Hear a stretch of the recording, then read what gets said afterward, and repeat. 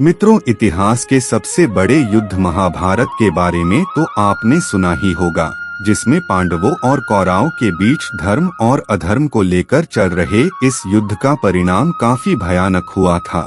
भले ही इस युद्ध में पांडव जीत गए थे, लेकिन युद्ध के बाद उनकी दुनिया बदल चुकी थी। 18 दिनों तक चले इस युद्ध में कई योद्धाओं ने भाग लेकर अपने प्राणों का बलिदान दिया था।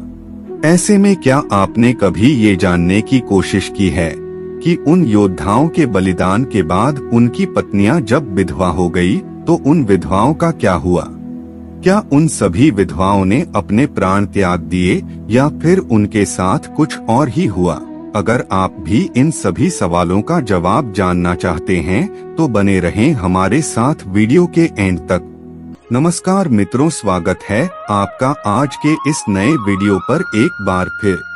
मित्रों, महाभारत ग्रंथ में आश्रम वासी पर्व के 33वें अध्याय में कुरुक्षेत्र के मैदान में वीर गति को प्राप्त सैनिकों के विधवाओं के बारे में जानकारी मिलती है, जिसके मुताबिक महाभारत युद्ध के बाद पांडवों को हस्तिनापुर का राज्य मिल गया था। पांडव पुत्र युधिष्ठिर का हस्तिनापुर के नरेश के रूप में राज्य अभिषेक किया गया। अन्य भाइयों को भी हस्तिनापुर राज्य के अलग अलग महत्वपूर्ण जिम्मेदारियां सौंप दी गई। युधिष्ठिर के बाद भीम को हस्तिनापुर का उत्तराधिकारी भी घोषित किया गया। प्रजा भी इनके शासन में काफी खुश रहने लगी। पांचों पांडव अपने जिम्मेदारियों को निभाने के साथ साथ ज्येष्ठ पिता धृतराष्ट्र, अपनी बड़ी मां गांधारी और अपनी माता कुंती की सच्चे मन से सेवा किया करते थे। पांडवों की सेवा से धृतराष्ट्र और गांधारी समय के साथ अपने पुत्रों के शोक से बाहर आ गए और इसी तरह 15 साल का समय बीत गया। लेकिन एक दिन अचानक धृतराष्ट्र के मन में राजमहल छोड़कर वन में जाने की इच्छा हुई।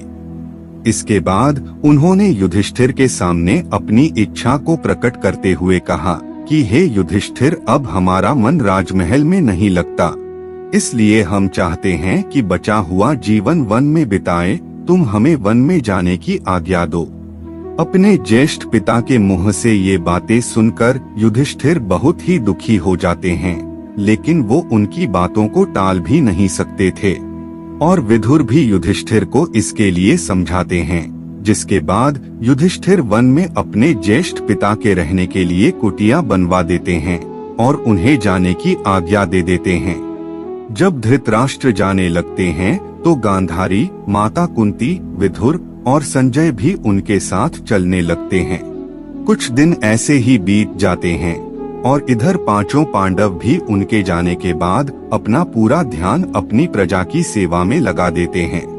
हस्तिनापुर की प्रजा भी पांडवों की सेवा भाव से काफी प्रसन्न रहती है, लेकिन इस प्रजा में शामिल विधवा स्त्रियां शोक में रहती हैं, जिनके पति कुरुक्षेत्र के मैदान में वीर गति को प्राप्त हो गए थे। अपने पतियों के शोक में वो स्त्रियां हमेशा रोती और बिलखती रहती हैं। युधिष्ठिर चाहकर भी उनके दुखों को दूर नहीं कर सकते थे, क्योंकि उन्होंने खुद अपने लोगों को अपनी आंखों के सामने मरते हुए देखा था। कुछ दिन ऐसे ही बीत जाते हैं। फिर एक दिन पांडव में से सबसे छोटे भाई सहदेव को अपनी माता कुंती से मिलने की इच्छा होती है। सहदेव जाकर अपनी इच्छा को अपने चारों पांडव भाइयों को बताते हैं, जिसके बाद भीम, अर्जुन, नकुल और द्रौपदी के मन में भी माता कुंती से मिलने की इच्छा जागृत हो जाती है। सबके कहने पर हस्तिनापुर नरेश युधिष्ठिर अपने सेनापति को आदेश देते हैं कि वो सभी के वन में जाने की व्यवस्था करे। अगले दिन पांचों पांडव द्रौपदी के साथ वन की ओर चल पड़ते हैं। जब इस बात का पता हस्तिनापुर के प्रजा को चलता है तो वो लोग भी उनके साथ जाने लगते हैं। उन लोगों में वो विधवा स्त्रियां भी थी जिन्होंने अपने पति को महाभारत के युद्ध में खो दिया था। वन में जाकर पांचों पांडव उस आश्रम में जाते हैं जहां धृतराष्ट्र, गांधारी, माता कुंती, विदुर और संजय सभी निवास कर रहे थे और हस्तिनापुर निवासी उसी आश्रम के आसपास अपना डेरा जमा लेते हैं। कुछ दिन ऐसे ही बीत जाते हैं। तभी एक दिन महर्षि वेदव्यास उस आश्रम में पांडवों से मिलने आते हैं। पांडवों से मिलने के बाद जब वो आश्रम से बाहर निकलते हैं तो उनकी नजर हस्तिनापुर के उन विधवाओं के ऊपर पड़ती है जो अपने पति के शोक में विलाप कर रही होती हैं। महर्षि वेदव्यास हस्तिनापुर के अन्य निवासियों पे भी गौर करते हैं। युद्ध में मारे गए अपने परिजनों के शोक में वो डूबे हुए होते हैं। ये देख महर्षि वेदव्यास को बहुत दुख होता है। वो सभी को समझाते हैं कि आप लोग युद्ध में वीर गति को प्राप्त हुए अपने परिजनों का शोक मत मनाइए। वो सभी जिस लोक में है वहाँ वो सुखी पूर्वक रह रहे हैं और वो वहाँ काफी प्रसन्न भी है। लेकिन महर्षि वेदव्यास द्वारा समझाने के बाद भी विधवा स्त्रियों और प्रजा पर कोई असर नहीं हुआ और वो अभी भी शोक में रहते हैं। तब महर्षि वेदव्यास उन सभी से कहते हैं कि अगर आप लोगों को मेरी बातों पर यकीन नहीं है तो मैं आज आपको इसका भी यकीन दिला दूंगा। आज रात को मैं आप सभी को अपने परिजनों से मिलवाऊंगा। महर्षि के मुंह से ये बात सुनकर पांडव सहित हस्तिनापुर के प्रजा के चेहरे पर एक तेज आ जाता है और वो सभी अपने परिजनों से मिलने के लिए बहुत ही ज्यादा उत्साहित हो जाते हैं। जिस आश्रम में वो रहते थे उस आश्रम के पास गंगा नदी का तट था।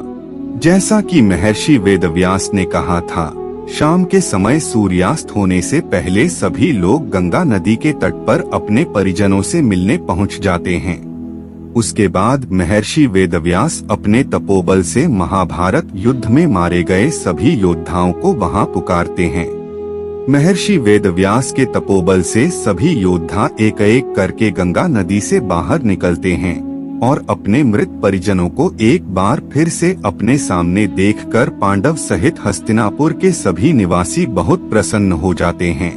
सभी अपने परिजनों से मिलते हैं, उनसे बातें करते हैं और उनके साथ थोड़ा समय बिताते हैं, जिसके बाद उन्हें इस बात पर यकीन हो जाता है कि उनके परिजन इस लोक से मुक्ति पाकर अपने अपने लोकों में खुश हैं।